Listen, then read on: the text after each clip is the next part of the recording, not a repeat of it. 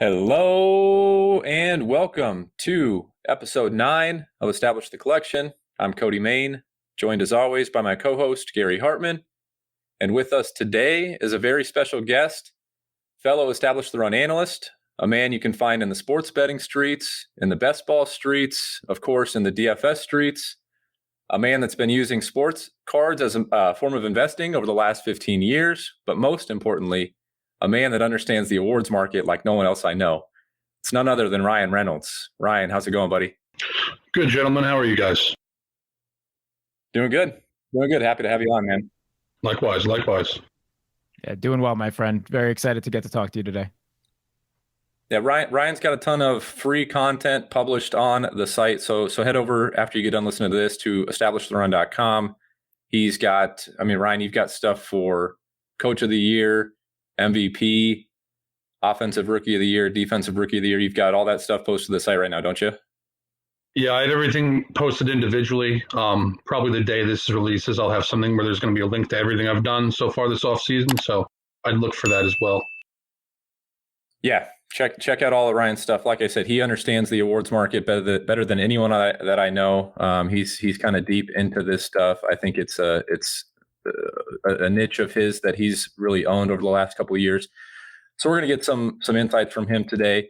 No better time to do that than now. We're a month and a half away from training camp. We're less than 2 months away from the preseason. Best ball season is underway. So yeah, like I said, no better time than now to start considering buying some of these guys as we head into the summer months. August, September is coming up. That's when card prices are really going to pop. So we want Ryan to talk us through the awards market as it stands right now, get some of his favorite bets and some of the guys that he think might see a huge jump in their overall play this season. So more importantly for us, what their card prices might do. But before we kick it to you, Ryan, Gary, just wanted to get your thoughts on, when you're thinking about buying players in the off season and hoping to sell them at some point during the regular season or maybe holding them long term. Historically, what happens to these guys when they do outperform expectations and say they have an MVP type campaign or they win the MVP? What happens to their card prices throughout the course of the season?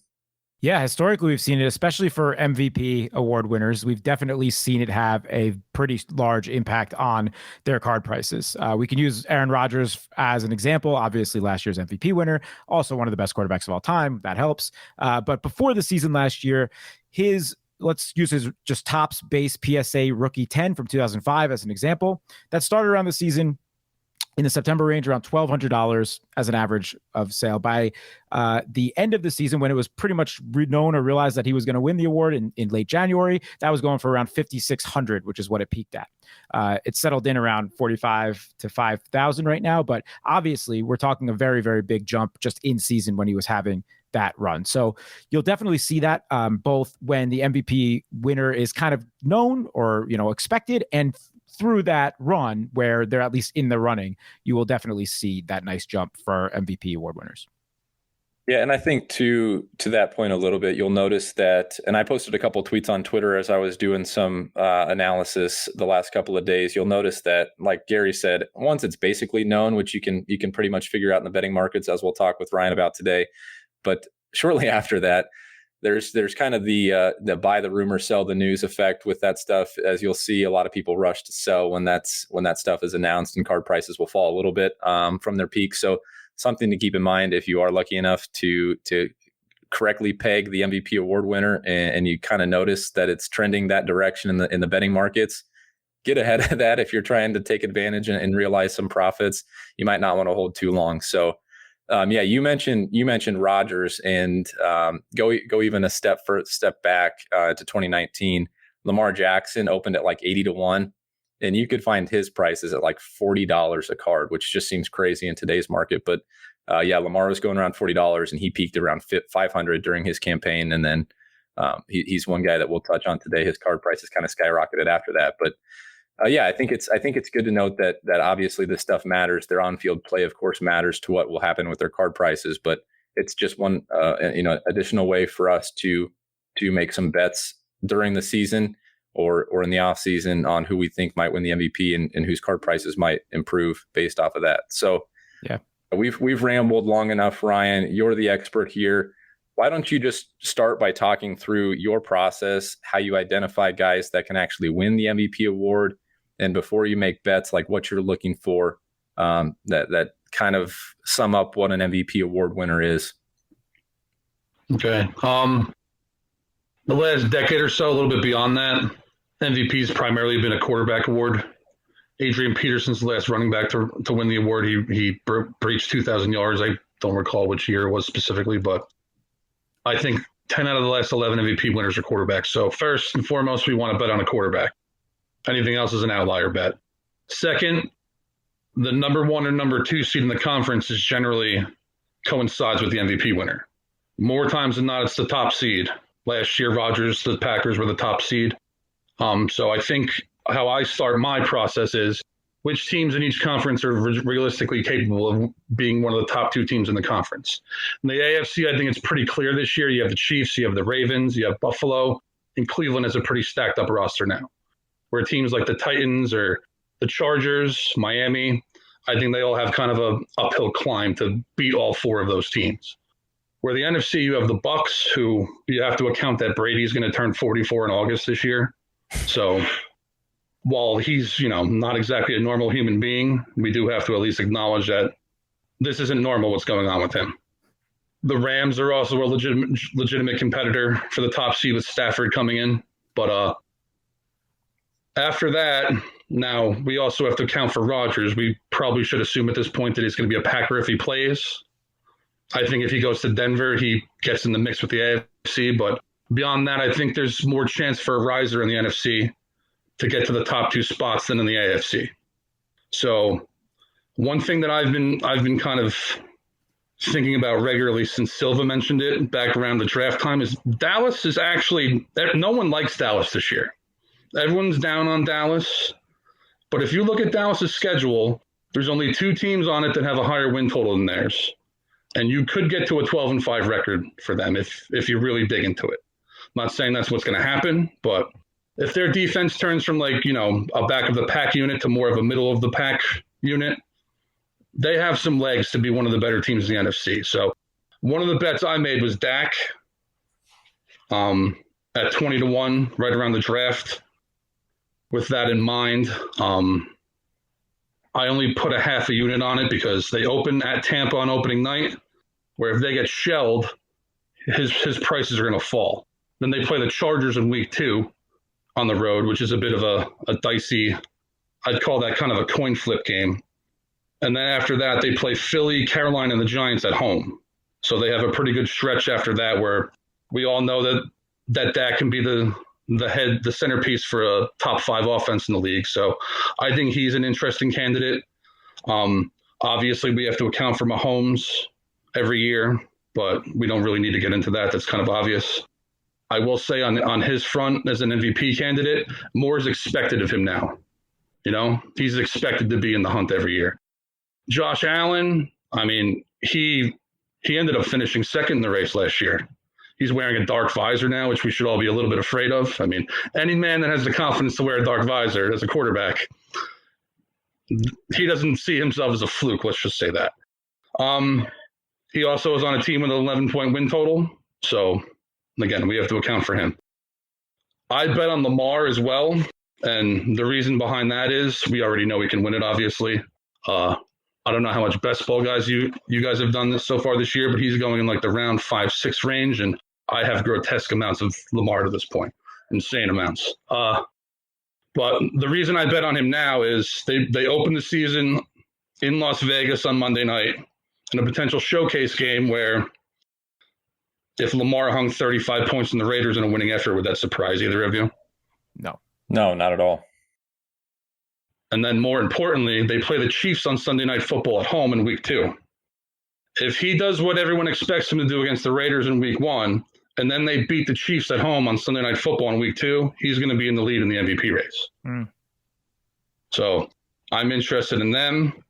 Why don't we start there with Lamar and just go a little bit deeper? We want to add some context around his card prices a little bit here too. So, Lamar was a guy that we touched on. Obviously, he won the award in 2019.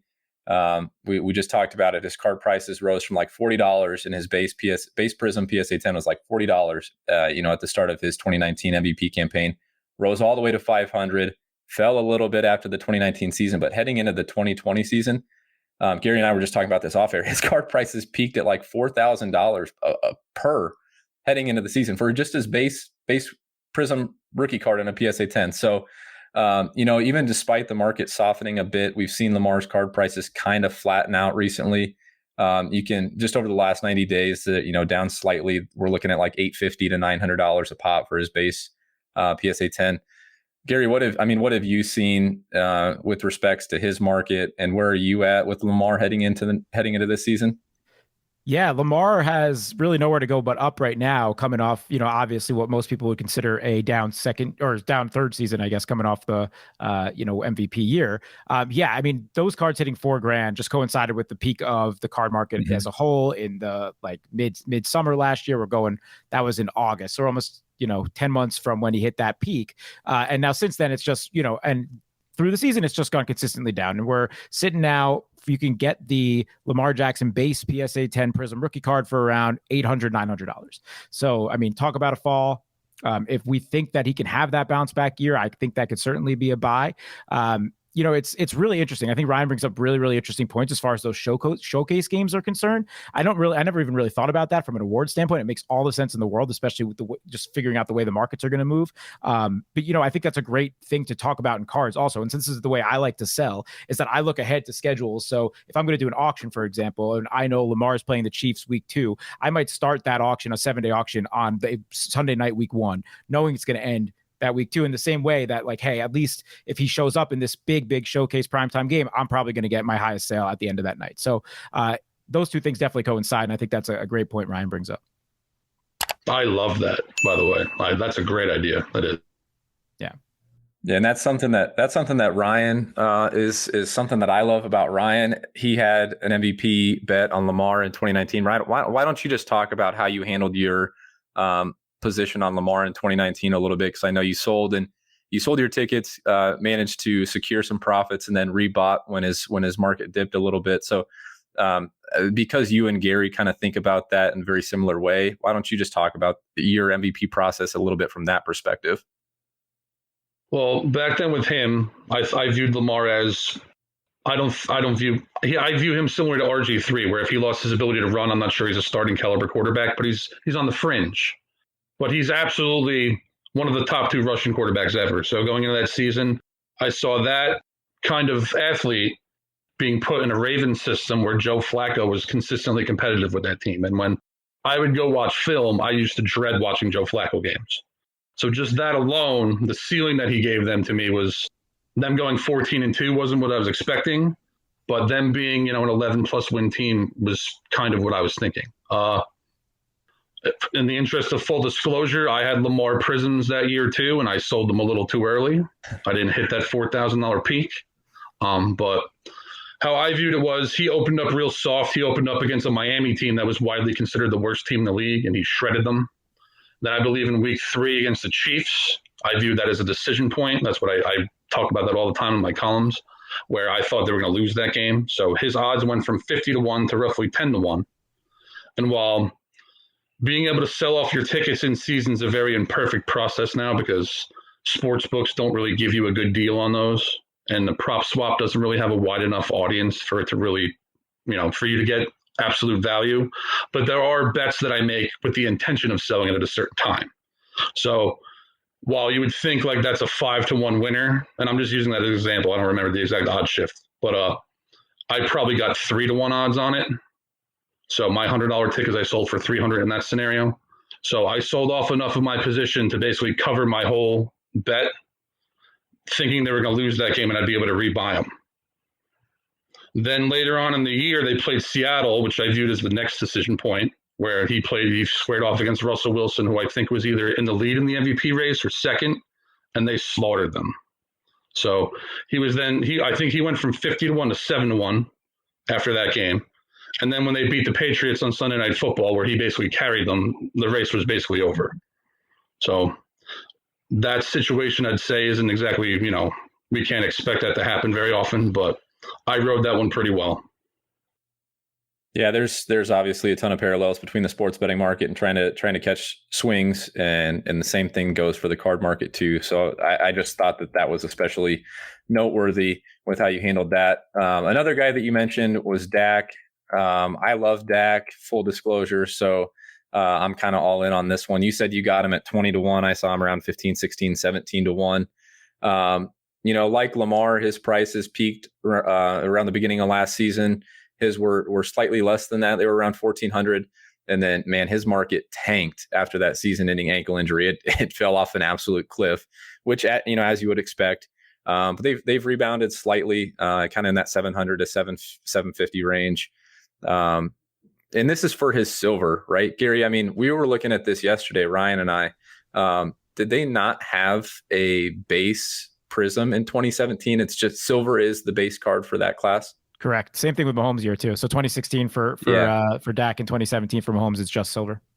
Yeah, so we happen to notice that. That was one thing that was kind of interesting. But as far as Dak goes on the field, he's probably got one of the widest ranges of outcomes of the guys that we're talking about. Just coming off that, I mean, that ankle injury was obviously pretty devastating. So expecting him to come back to near perfect Dak-like form that he was showing us at the beginning of last season it's not a foregone conclusion. So I mean, as far as your take on what the Cowboys offense will look like this year, Ryan, and what you're expecting from Dak, are you expecting to see the guy that you saw the first couple of weeks of the season, or is there some concern about the ankle injury? Where are you at with Dak and the Cowboys? See, also in the interest of full disclosure, I don't like Dak as much as most people. I view him more as a Matt Ryan caliber quarterback, where if you give him a great roster and he plays weaker opponents, he'll shred them. If you put him under some duress, he's a different guy. He's one of my favorite guys to bet on or against because he's kind of predictable in that realm. That said, when you look through Dallas's roster, Dallas has an excellent roster, particularly on offense. I mean, the only concern we should have at all is maybe their offensive line is getting a little old. It's not what it once was. And like you said, I'm a little worried about him being a little gun shy maybe when the season starts coming off that ankle injury. But he's on track to be fine for opening day. And again, since they open up against Tampa, even if he is a little shaky, I think that's kind of expected, especially since what they just did to Mahomes in the Super Bowl. I don't think it's going to destroy his value. But again, that's a reason I'm only putting a half unit on it, because if they lose that game, then maybe I'll put the next half of that bet on after in case his odds, shoot up. But what's actually sort of, I view this Dallas team, the parallel for them, the best case scenario is the 2016 Falcons, where Matt Ryan led a top tier offense that was built. Dallas is actually more talented than a Falcons offense. But on the back end, the Falcons defense played much better than anyone expected. And if you look at Dallas's roster, they at least have guys. They have a top end pass rusher in DeMarcus Lawrence. They have 3 excellent linebackers, including Micah Parsons, who's the favorite to win Defensive Rookie of the Year. And while their secondary is weak and vulnerable, they have 2 second-round corners that at least could become a guy who's like maybe one of them's the next James Bradbury. So like there's a lot of ifs in there. But I am a little bit bullish on Dallas, which again, I'm a Giants fan, so it pains me to even say that, but it's the reality of the situation. Me and you both, Ryan. It didn't even occur to me that I've got 2 Giants fans on this podcast. What is going on? And I'm probably the biggest Daniel Jones fan of the 3 of us. So what's going on here? Man, Ryan, you bring up some good points to me on Dak and the Cowboys offense in general. I'm with you, and even if their offensive line's getting a little old, they're going to be much healthier than last year, and they have a lot of people coming back, which is big. So with him, and I think we're going to talk a little bit about comeback player of the year later, but I just want to touch on quickly with him. I mean, it's interesting to me that he's the favorite for most improved or comeback player of the year, I believe, which makes sense, a high-end quarterback coming off the injury. But he's also, as you said, an interesting long shot for MVP. I'm guessing there's not too much precedent for those 2 awards overlapping. I'm curious on your take there. No, that is also one of my concerns too, because unless he gets hurt again, he's almost certainly going to win comeback player of the year. I mean, it's a pretty deep race, but Dallas is a 9.5 win total. Dak's probably going to be top 5 in most of the major passing categories. I bet I put 5 units on that at plus 175, where he should probably be like minus 110. Wow. He should be that kind of favorite. But that's another deep race, and we'll get into that a little bit when the time comes. And I do agree with you. I think unless Dallas is the number 1 seed, which is really where I'm coming from, because I think the NFC is a little wide open. Unless Dallas is the 1 seed, he's probably just going to win comeback player of the year. I agree with you there. Right. Okay, before we get into some longer shots, which is what everyone's here for, right? No one wants to hit on a 15-1 or 10-1. That no one cares about that. We're here for the 50s and 60s and 100-1s. I'm going to throw a name at you, get your take on that. But before we get to those names, we'd be remiss if we didn't talk about Established Run's favorite quarterback, Josh Allen. You mentioned him, the dark visor, the just dripping swag. He actually finished second in MVP voting last year behind Rodgers. So, his card prices have actually been on an even wilder ride than some of these other guys that we've been talking about. Heading into the 2020 season, and Silva was all over this, but Allen was an afterthought for MVP. 60-1 long shot, basically forgotten about. You could grab his base cards for around $200 in a PSA 10. They climbed steadily throughout the course of the season, topping out around $1,000 in January. But he's one of the rare cases where his prices actually peaked even further after the season in April, got up to $1,200. So, give me your best case scenario for Josh Allen. Can he build on what he did last year? Was it a fluke? Obviously, there were concerns before the season. So, what did he show you last season that makes you think he's a legit MVP contender year in and year out? Mostly it's the roster. Buffalo's legitimately very well built. They're well coached. They have one of the best offensive play callers. Dabble should be the head coach somewhere right now. I don't really understand why he isn't personally. But I actually wanted to bet a little bit on regression with Buffalo just because he went so crazy last year. But their win total came out at 10.5, which was bizarrely low considering their schedule. I think they're going to be right in that range where they win 11, 12 games. I've always liked Cole Beasley. Again, Gary, you're a Giants fan, so you probably don't like Jason Garrett. Probably, I don't. Even if Jason Garrett was a good offensive coordinator, I wouldn't want him because he's a Cowboy. But the misuse of Cole Beasley on that offense used to blow me away. I never understood it. So they actually use him the right way.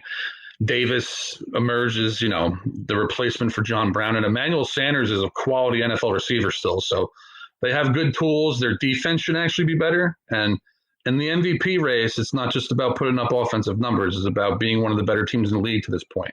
That might change as analytics, has a bigger hold on people's opinions on the sport. But right now, your team has to be good for you to win the MVP. And they're going to be in the hunt unless something bad happens. Yeah, I don't see that changing as far as, your team needing to be good. This isn't baseball where we have 162 games and people can grind away and say, oh my God, Mike Trout, sabermetrics, everything, it's ridiculous. I think you need to, we have 17 games. You need to be a winning team. And usually those two things coincide, where the best statistics from a quarterback will coincide with a winning team. I'm excited about the Bills. And yeah, just to touch on Jason Garrett. Oh my God. I'm looking forward, not actually looking forward, but I'm expecting to see how he misuses Kadarius Toney and everyone else on this team this year. Cause man, talk about a decent offensive roster. The Giants have one also, but I have zero faith they can do anything with it. So. Agreed, all across the board. All right, well, let's not beat around the bush anymore because we've talked enough about these guys at shorter odds, and that's cute. You guys want to bet on 10, 15, 16-1, that's fine. But let's have a conversation about Daniel Jones. Daniel Jones is 100-1, extreme long shot. He's got the longest odds of any quarterback who's basically a lock to play 17 games, assuming he's healthy.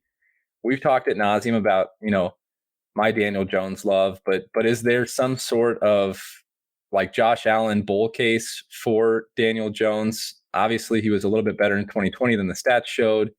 They've added numerous weapons. They get Saquon back, Kenny Golladay, Kadarius Toney. Am I crazy, Ryan, for thinking that there's any case for Daniel Jones to be an MVP caliber quarterback? Am I completely off my rocker here? Well, here's one thing I'll say. I haven't done this yet, but I've seriously debated it. Coach of the Year is an exceeds expectation award, which means essentially you either have to beat your Vegas win total by 3.5 games, or you have to beat last year's record by 4 or more, and usually you have to do both. I've debated betting on every coach in the NFC East to win Coach of the Year this year because they're all 20-1 to better, because someone's going to win. They all have good odds. The Eagles guy, Ciarini, is like 60-1. If the Giants win 10 games, Joe Judge is winning that award. And the reality is, I do think that's possible. I do. They have a good defense. I was just telling one of my buddies earlier tonight that the Giants might have a top 5 secondary. That's at least there's at least a conversation there. They have a pretty good front. Like, we're looking at a top 10 defense. My read on Daniel Jones is when he's pressured, he stinks, and when he's clean, he's fine. He's a good runner, so he brings that component. That's really the only Josh Allen comparison that I'm comfortable with, is that he brings that secondary skill to the table. But they are surrounded with legitimate skill position players in New York now. He does have tools. I don't have any faith that football's Tom Glavine. I'm sure Gary knows what I'm talking about. That we don't want Jason Garrett in New York under any circumstance. I don't have any faith that he's going to end up calling plays for a top 5 Giants offense this year. That would be how I'd try to talk you out of that. With that said, if you've bought Daniel Jones cards and the Giants win 10 games, we're looking good there, I think. Oh man, I am just I've never thought I'd be vying for Freddie Kitchens to be as involved as possible, but that's where I am right now with the New York Football Giants. I hope that they can do something with that offense, because I mean, you're right, he set up well. I didn't even know we're talking to Daniel Jones today, or I would show you so many cards right now. But I mean, just because I can't help myself, and I was investing in him and I was buying him just for the PC, if anything else. But I hope that 100-1 could be somewhat valuable for someone down the road, because that would make me a happy guy. Obviously, the main concerns with the offensive line and the offensive coordinator are, among my chief concerns for even considering buying Daniel Jones cards. But I'm sitting on a few right now, so I'm going to continue to hold those until those MVP odds improve, and I can maybe offload a little bit of that position. But let's get into another guy, because a guy from last year that really kind of drove the hobby craze even further. A young guy, a guy that kind of outperformed expectations to the degree that Josh Allen did in some eyes, Justin Herbert. I don't really think we can close out this MVP discussion without talking about Herbie. He was kind of the driving force behind the 2020 class. He was being bought up ahead of guys like Tua and Hurts and Burrow and all these names. So he's currently 20-1 with the 8th best overall odds to an MVP after opening last season at 100-1 and pulling off one of the most improbable rookie seasons that any of us have seen in recent memory. So, Ryan, can you give me a bear case on Justin Herbert, or is it all roses for him? They've obviously added to the offensive line. Things are looking up for him as far as I can tell. But is there any downside case to Justin Herbert? Was he a one-year wonder last year? I don't think he's going to be a one-year wonder. I think he's going to be good, but I think following up a historic rookie season with something better than that is a big ask. You're right. The offensive line's better. Lynn's out, which is great news for everyone involved there. He has to learn a new system, which he did last year in a pandemic year, so I'm not probably as afraid of that as I would be with other people. Eckler, Keenan, I've been drafting all the time in the 3rd round, so I definitely like that. And Mike Williams isn't bad, but it's not really like the Titans are in a better situation. Dallas is in a better situation. So I think he has to elevate his team for them to be a top 5 offense. Their defense is a little worse too. I've always been interested in the Chargers defense because they had an elite edge rush duo, but Ingram's gone, so they've lost some corners as well. So I view them as more of a shootout team. I don't know if they get to 12 wins, would be my concern with him as an MVP candidate. Plus, like we talked about, he's got to jump the Chiefs, the Ravens, Bills, and Browns. He's got to jump at least 3 of those guys to get to at least the 2nd seed, or voters have to break pattern. So that would be my bear case as an MVP candidate. In cards, I mean, probably my biggest bear case is he's a Charger, and they're not a very well-run organization historically. So are they going to set this guy up for success long-term? That would be my biggest concern. But no, he visually too, when I watched film of him this offseason, it wasn't just numbers. He was really, really, really good. Yeah, Gary, I'm curious your take, because I know that you were able to get involved in box breaks and kind of secure, stockpile a lot of Herbert going into the season last year after products were released. What do you see in his market? Do you think it's got room to grow? And what are you doing with Herbert cards that you do have? Yeah, let's talk his market quickly. So obviously we've used the base PSA Prism 10 as an indicator quite often. That card has peaked over around March at 1350. I'm seeing, and it's steadily declined now. And there's many reasons for this. Obviously, one is we've talked about at length last week. The market's down. Mostly is due to base cards and the volume. Large pop reports, too much in circulation. We know about this. So you could get that card right now for around $600 to $650. That pop for his Prism PSA base 10 is at $1275 right now, but that's just going to keep growing. Reason being, so many people still have orders at PSA right now, and I guarantee a lot of those orders have base Herbert cards. Yep. So I wouldn't be buying that card up right now. However, I do think his refractors and shorter printed stuff certainly has sustainability. He passes the eye test. He's the hottest young name in the hobby, maybe him and Josh Allen, the way his cards are going up. But, being that star rookie that basically was the face of the football hobby when the market was booming, I think has a ton of value for him. And, I was lucky enough to get in on him early, which is kind of a funny thing for cards like that. But, if we're getting into box breaks like I was last year, the card industry, at least the break industry, kind of is a late reactor to the on-field progress. You need to see like 3 to 4 weeks before there's like a real flip in what teams are more expensive. So for the first 6-7 weeks of the season, it was still the Bengals that were either the most expensive team or the team that was the filler team, meaning anyone had a chance at winning them. Where the Chargers, you could just go on most people's break site and buy at a cheaper price than the Bengals, and oftentimes even than the Dolphins with Tua. So there was a good, 5 to 7 weeks at the beginning of the season and leading into the season when some early releases came out where you could buy up the Chargers. And that's what I was doing last year, just based off pure talent on Herbert alone and just saying, honestly, just being contrarian, where everyone was going in on Burrow and Tua. And I said, hey, let me at least go to the place that no one was looking right now. And it paid off for me, where I was able to kind of build a nice collection of Herbert. That strategy, by the way, is one we'll talk a little bit about coming up on some of the rookies here, but is going to be something that is really viable for this season, given that there's so many rookie quarterbacks, first round rookie quarterbacks.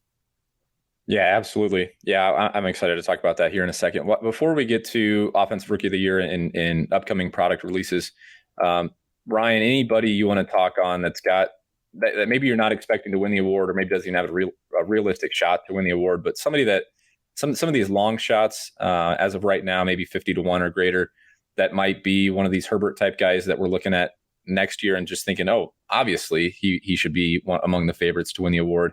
Someone that you expect to take a leap this season and have fairly short MVP odds next season. Trey Lance, I think, will be the guy who we'll talk about him more at Rookie of the Year, because I think everyone's on him. So actually, we can just do it now. With Patrick Mahomes, he didn't play his first year, and he played Week 17 against Denver, and he had a middling performance.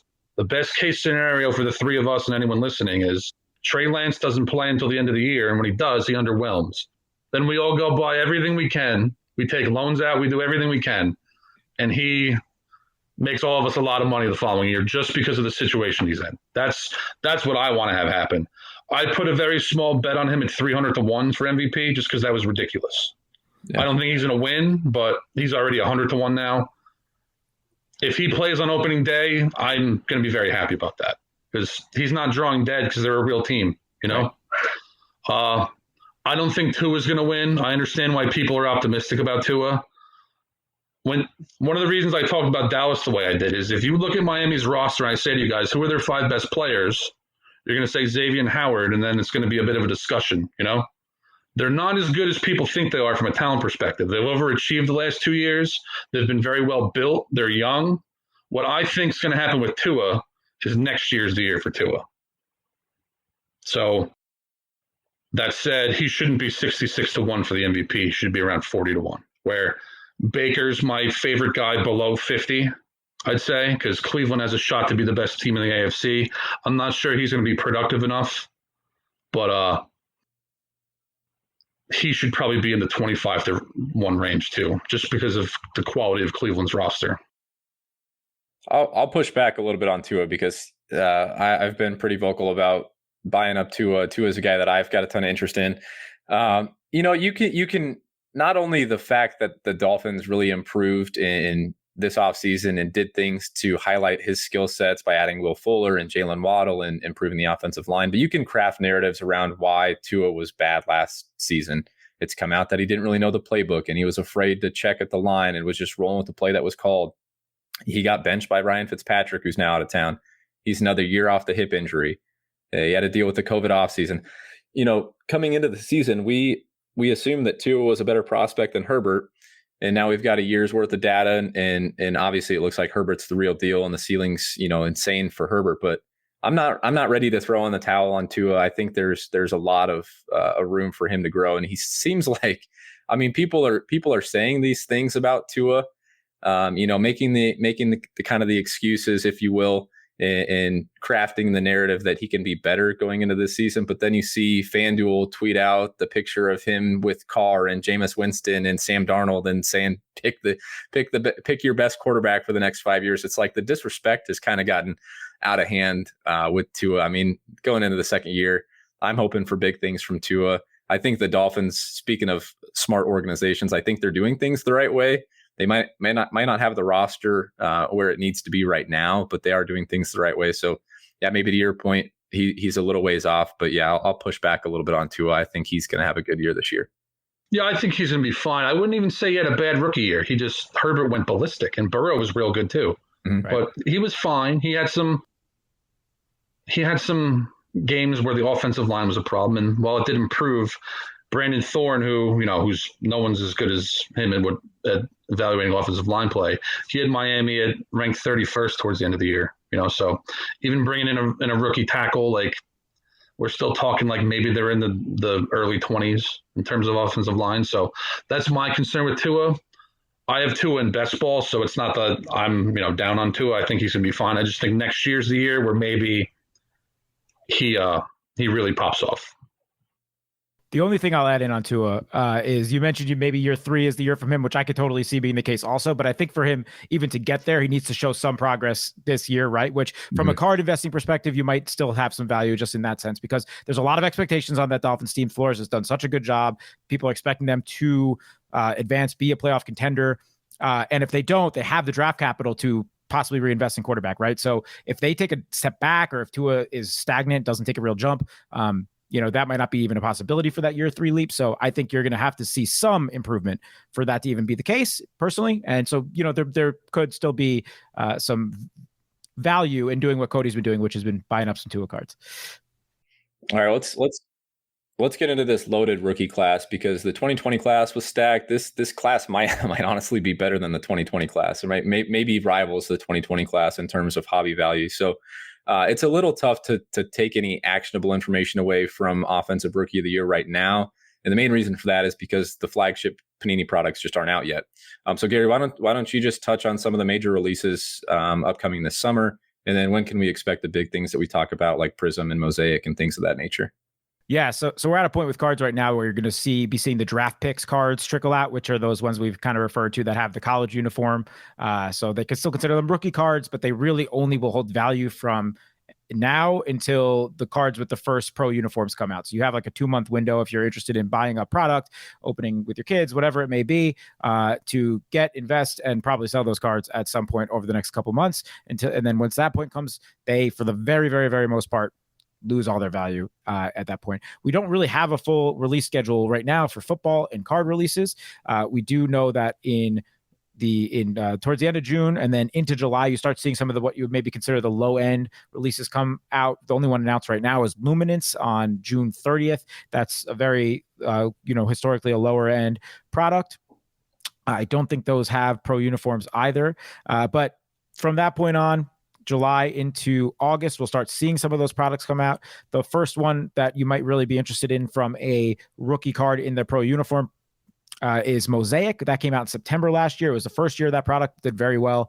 And the refractors, the short printed stuff, even the silver refractor prisms from that have held value in PSA 10s. So that came out in September. I would expect it to be around the same time this year. So that's one of those products that you might be able to find an edge in if that comes out right around week 1, which I would expect it to be around that case. We're not going to have any sample sizes on these rookie quarterbacks yet, except for maybe some preseason stuff. So if you're interested in getting into breaks and things like that, see who has the most hype. It's probably going to be Lawrence, right? And see where there might be some room to wiggle and see which teams might have some of those cheaper quarterback options. Maybe you'll be able to get Jets breaks with Zach Wilson if you're interested in kind of getting away from what everyone else will be buying. So that comes out in September, and then you usually have a little bit of a trickling schedule from there. Prism usually comes out in October. All these things were a little bit later for last year due to COVID, but I'm expecting that we'll get back on schedule this year. So Prism usually comes out in October.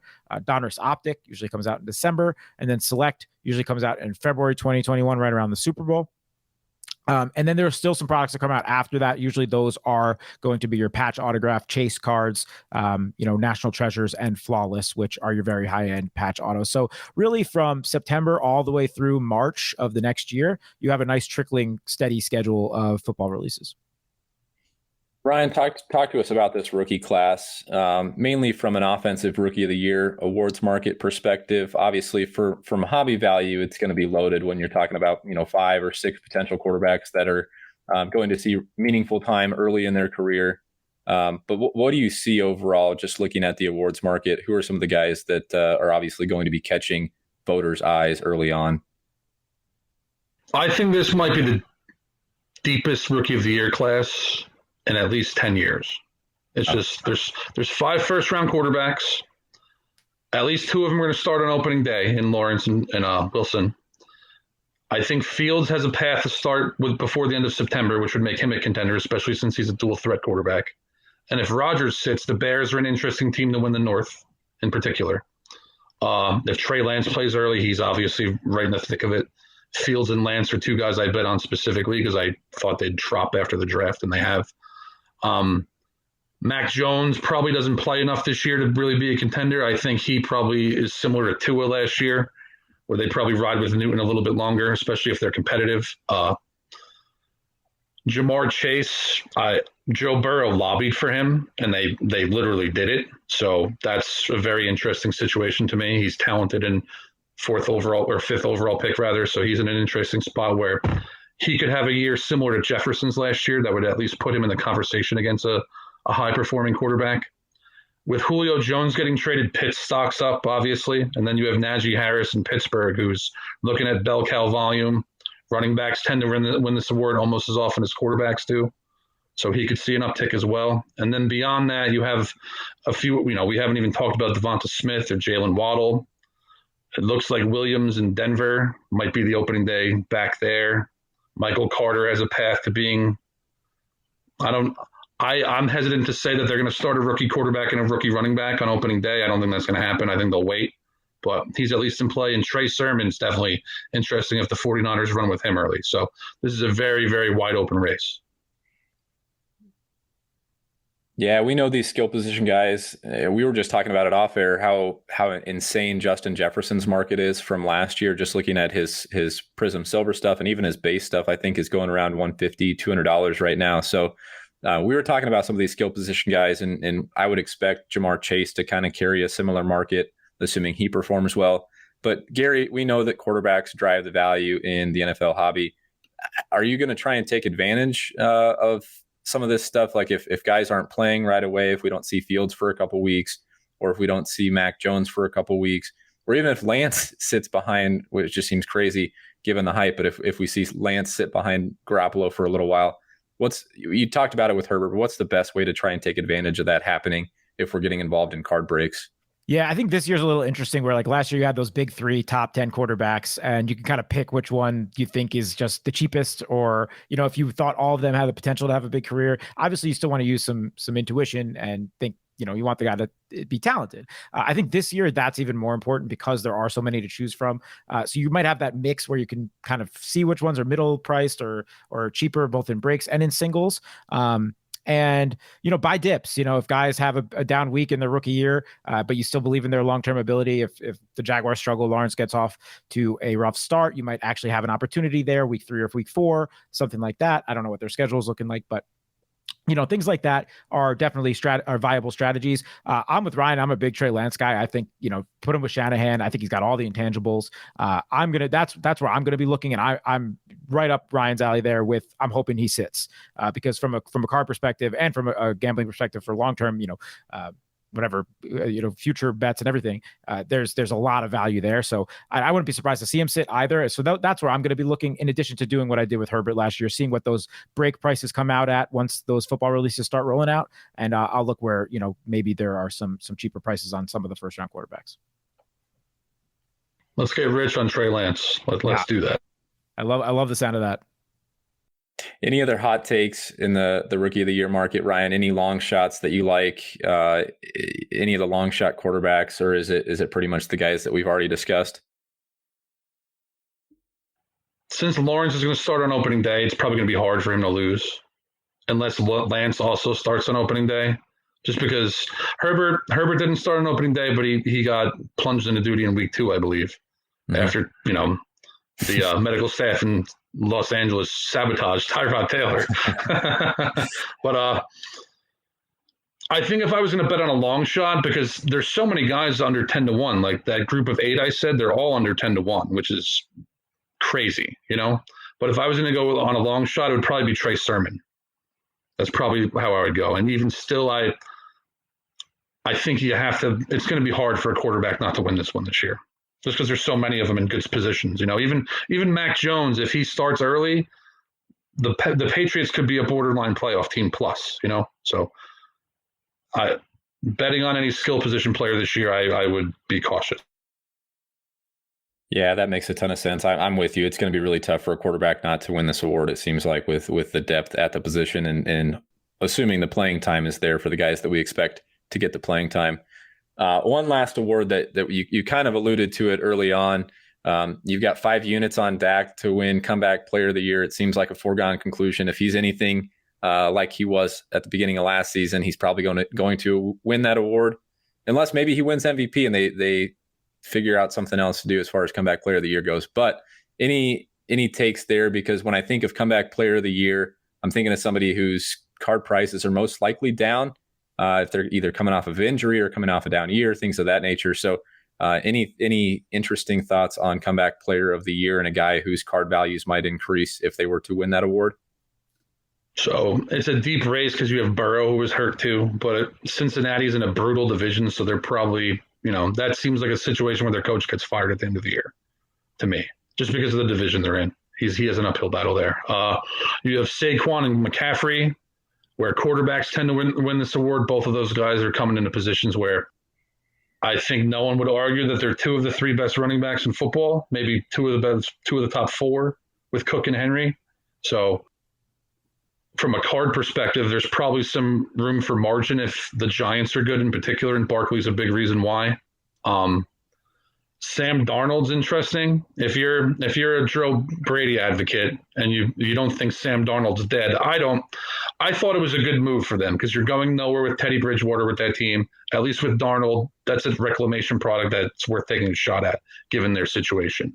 I don't think he's going to win the award because of Dak primarily. But from a card perspective, I think if you're bullish on Darnold, he might be a good buy. You guys probably have more to say about that than me. But before you do that, Jameis Winston's 50-1. I put a small amount on him because if he ends up taking over, Sean Payton went 7-1 with Bridgewater and Taysom Hill in the last 2 years. Winston's already breached 5,000 yards passing. That's a situation where he could improve and at least contend for that award. If he's probably the only guy in that list that could put up numbers similar to Dak potentially, And I don't know what his card prices are currently. Most of my Winston stuff is in other people's hands these days. But I have some, so I think there's at least a path where if he plays well, there's might be some opportunities there as well. Well, in what seems to be a running theme for me, I love investing in bad quarterbacks. So I have a little bit of Sam Darnold. I'm glad to hear you think that maybe he's got either it seems like he's a long shot obviously to win this award, but that his situation improved getting away from Gase and getting out of New York. Being paired with Joe Brady's huge. Obviously the skill position players are better. He gets McCaffrey. We know what they did with the receivers. Got Robbie Anderson and DJ Moore, and they drafted Terrace Marshall. So it seems like it's going to be really tough for his situation to be worse than it was in New York. I don't know if the kid is good at all, but I don't know if you can get a fair evaluation of him while he's playing with Gase. So I'm hoping that there might be, and his prices spiked a little bit after the trade to Carolina, but I'm hoping that we might see an actual fair evaluation of Sam Darnold this year, and hopefully he can prove some naysayers wrong, just like Daniel Jones does. Yeah, another interesting point. I hope that's true. I would say with Darnold and the Panthers, we saw for the first time last year, rookie receiver cards kind of have some value. I'm curious to see if that sustains. But if it does, someone like Terrace Marshall, he's probably going to be so much cheaper than all those first round receivers. So you could probably go buy up a bunch of his when the good stuff comes out. You could probably buy up a bunch of that stuff in bulk. Even if he's off to a strong rookie year, if that can really sustain and Darnold takes a step, just look at some of those secondary pieces that he's going to be working with. Jameis is my guy that you mentioned, Ryan, as far as a long shot for that award. We know he can put up the numbers. We know that the Saints can be a very good team. I really wish they did more in the skill, to help out skill positionally behind Michael Thomas. And, obviously Michael Thomas is due for a bounce back year as well. But that would be the guy for me that I'm interested in as far as a long shot that I'll probably be putting some action down on. He should not be 50-1. He should be like 20-1. Yeah, agreed. What about Carson Wentz? Any shot there? Yeah, I mean, I always liked Wentz. One thing I've always said, which is probably like I don't want to say controversial, but it's probably like a contrarian take, is after he got hurt, they tried to change how he played. Where I thought he was thinking too much and he was slow to react. I think a lot of his problems were based off that. He's a bit like Brett Favre. You just got to let him go. If he gets hurt, he gets hurt. The Colts are a good organization, good offensive line, well coached, solid defense. Skill position players are average, but that's all he had in Philly too. So yeah, I think he's a guy who has a shot at winning that too. Yeah, he's interesting to me. I mean, that Colts team, as you said, I think they're a really solid organization and they're well run, both from the GM downward. So happy that he's out of the NFC East as far as, hey, I can root for him a little bit more. I have some investment in his card, so I'd like to see him go up as well. Anyone else you got for comeback player, Cody? No, as I'm wearing my Colts gear here, so I fully agree with you guys that the Colts are a well-run organization. So I'm hoping for big things out of them. Although I'm a little worried that the Titans might just run away with the AFC South. So I think we covered it all. We've got comeback player of the year, offensive rookie of the year, MVP. Ryan, do you want to fire off any quick futures takes? Anyone that you think is going to win the Super Bowl that is not a favorite in the betting markets? Ooh, not a favorite. I bet on Denver at the Rodgers news that day. So I got Denver at 60-1. It was 14-1. Now I think it's 24-1. So that was really and I bet on their win total too, which went up a game from 7.5 to 8.5. But again, he has to go there for them to be any kind of contender at all. I don't think the team total is dead if he doesn't go there, but the Super Bowl bet sure is, unless him or Watson go there. I would lean the Ravens this year. Get coming out of the AFC. Kansas City's been there 3 years in a row. The AFC is really very good, so everyone's going to have to beat at least two quality teams to get to the dance. But whoever I think comes from the AFC wins. If I was going to take a longer shot, and it would be from the NFC, and it would be Dallas. And I hate myself for saying it. The only thing that makes me even feel slightly positive about it is Silva. The idea came from Silva. And I see the upside myself. I see a little bit of 2016 Falcons in them, where maybe the silver lining here is that they take a lead in the Super Bowl and then blow it like Atlanta does. Maybe that will help me. But with them, like, you're looking at the Rams and you're looking at Tampa, and then, someone else is going to have to be much better than we expect, I think. So I'd go with Dallas. All very good points. You could make a real argument for all those NFC East teams to come out of the division, to make a run, maybe except the Eagles, they have a lot, who knows with Hurts and the new coach, but at least Washington, New York, and Dallas, you could certainly make a real argument for. Real quick before we go, we mentioned the Rams, and I think we'd be remiss not to talk about Matthew Stafford, because I know he was a name that was kind of floating around that MVP conversation right when the trade happened. You link him up with McVay. He's probably going to be in the best situation he's had in a long time. They're a talented team with a good roster, and he's a good quarterback. He is. Just real quick to circle back on that MVP conversation, any love for Stafford, and would you be investing in his cards heading into this season? I've always loved Stafford. It's always been an argument for Stafford or Matthew Ryan to me, and I've always liked Stafford more. Yeah. I think he makes them a much better football team, but I don't think they're a good enough offense for him to produce enough to be like basically to win the MVP, you have to be top 3 in touchdowns, top 3 in rating, top 3 in QBR, and kind of top 5 in EPA has been a more recent trend. I think it's possible. If Julio went there, I would have loved Stafford. From a card perspective, and this is something I've told people too, because they also have like a 38-year-old left tackle. So if he goes out, that changes their offense. I view them I don't view them as a great regular season team. If they get into the playoffs, so they're real dangerous. I'm also going to hit something you said real quick. I also think Washington's really interesting. My only concern with them is their schedule is much harder than Dallas's. But I'm with you. If Washington ended up being like a top 2 team in the NFC, it wouldn't surprise me. Yeah, definitely. They have a scary defense also. Chase Young, by the way, has a little bit of a market for a defensive player. You don't see it very often, but those transcendent guys, they'll sneak through. So, if you're a Washington fan, if you're a football fan, Chase Young's exciting. Certainly. The best place for a quarterback is on his ass as a defensive guy. So I'm in on that. Totally. Way to wrap it up, Ryan. You're a hand in the dirt kind of guy from the school of Silva. You can't go wrong if you've got a Cowboys bet if it came from Silva. So I think we said it all today. Any last words from you, Ryan? It was fun. I learned some things. I like that me and Gary are aligned on certain things, just like you and I were aligned on Daniel Jones when we were buying him. I like this. When smart guys see things the same way as you, but from a different angle, your chances of success are higher. I like it. I really had a good time, guys. Thank you for having me.